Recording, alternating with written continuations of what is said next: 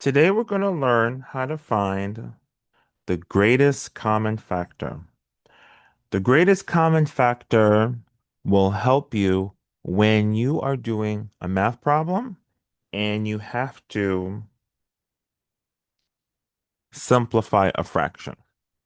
Let's see what that would look like. So let's say your fraction is 16 over 42 and you have to simplify that. So let's find the greatest common factor. There are many ways to do it, but this is one way that's certain to work. So let's see. What numbers, when I multiply them, will give me 16? And that when you multiply it by 2 will give you 16. That's going to be 8. Now, what are the factors of 8 that multiply with 2? That's going to be 4. The factors of 4 when you multiply them, that's going to be 2. Let me come over here. So 42. So 14 times 3 is 42. And then 2 times 7 is equal to 14. So now what I need to do, I need to circle all of the prime numbers. A prime number is a number that whose factors are only 1 and itself. So example 2. Only 2 times 1 can give me 2. There are no other prime numbers here. Let me come over here. I'm going to circle all the prime numbers here. So I'm going to circle 7. The only factors of 7 are 1 in itself. 2 is a prime number. The only factors are 2 in itself. Then for 3, the factors of 3 are only 3 and 1. So now what I'm going to do, I'm going to write out something called the prime factorization. The prime factorization is all of the prime numbers that go to make the number we were looking at. So for example, I have 1, 2, 3, 4. I have 2 times 2 times 2 times 2. That's equal to 16. So this is the prime factorization of 16 because 2 times 2 is 4. 4 times 2 is 8. 8 times 2 is 16. Could also be written as 2 to the fourth power. But for this video, we're not going to do that. We're only going to write it out like this. Then the prime factorization for 42 is going to be 2 times 3 times 7. And you'll notice that I I'm doing the prime factorization with the numbers in order, in ascending order, as the numbers get bigger. So let's see. What number do they both have in common? So I see I have 2. I have a 2 with the 42. I have a 2 with the 16. And there's no other number.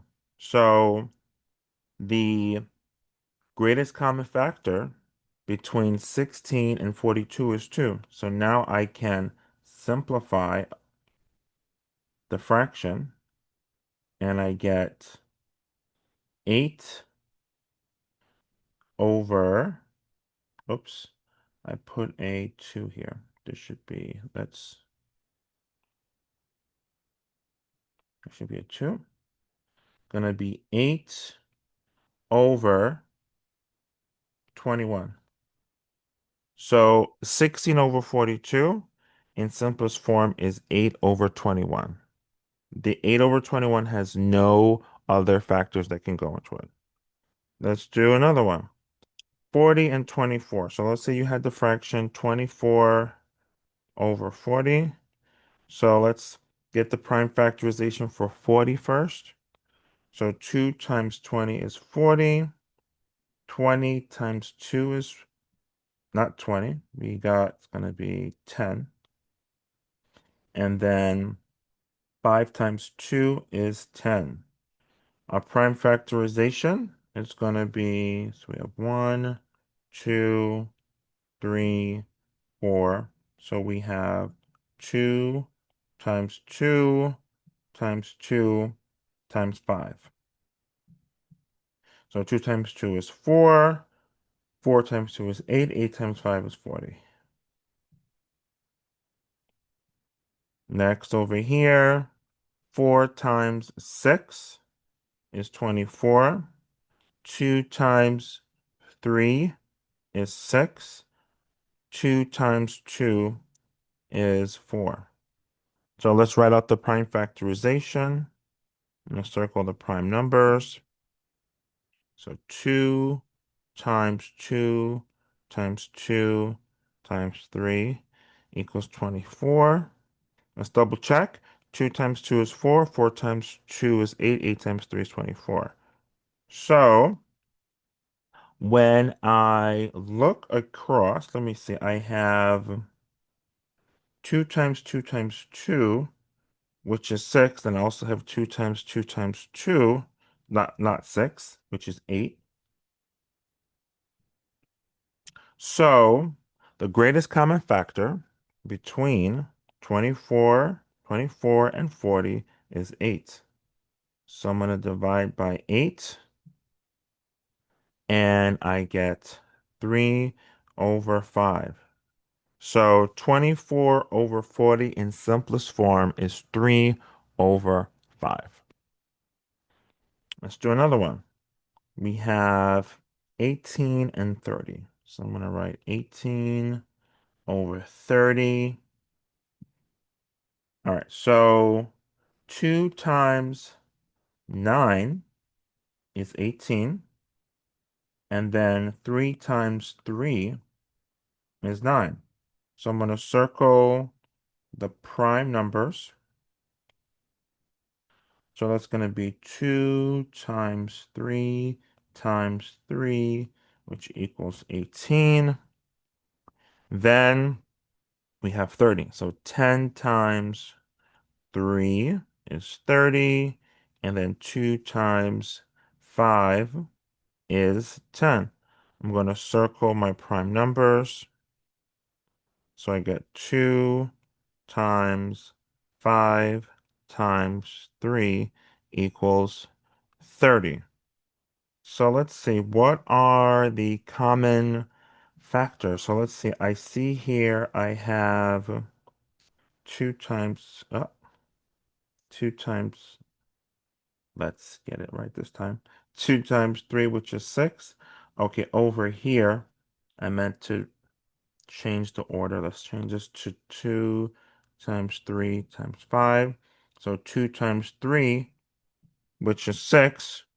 So the greatest common factor between 18 and 30 is 6. So 6 is the answer. And when I divide 18 thirtieths by 6, I get 3 over 5. Let's do one more. So we have 12 and 20. So I'm going to write this as a fraction. So let's see, with 12, 6 times 2 is 12. Then 2 times 3 is 6. I'm going to circle the prime numbers. So the prime factorization is 2 times 2 times 3, which equals 12. Now let's do 20. 2 times 10 is 20. And then 2 times 5 is equal to 10. So I'm going to circle the prime numbers. So I get 2 times 2 times 5 equals 20. So let's see, what's the greatest common factor? So 2 times 2, which is 4, and then 2 times 2, which is 4. So the greatest common factor is 4. So I'm going to divide by 4, and I get 3 over 5. Let's have you do one. What number is going to go here?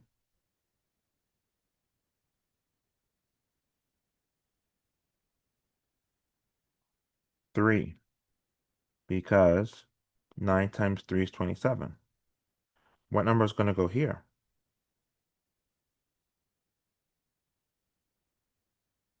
3, because 3 times 3 is 9. So when I write out the prime factorization, I'm going to circle the prime numbers. So for the prime factorization, I get 3 times 3 times 3, which equals 27. Then when I come to this one, I I have 48. So let's see, 8 times 6 is 48. What's going to go here?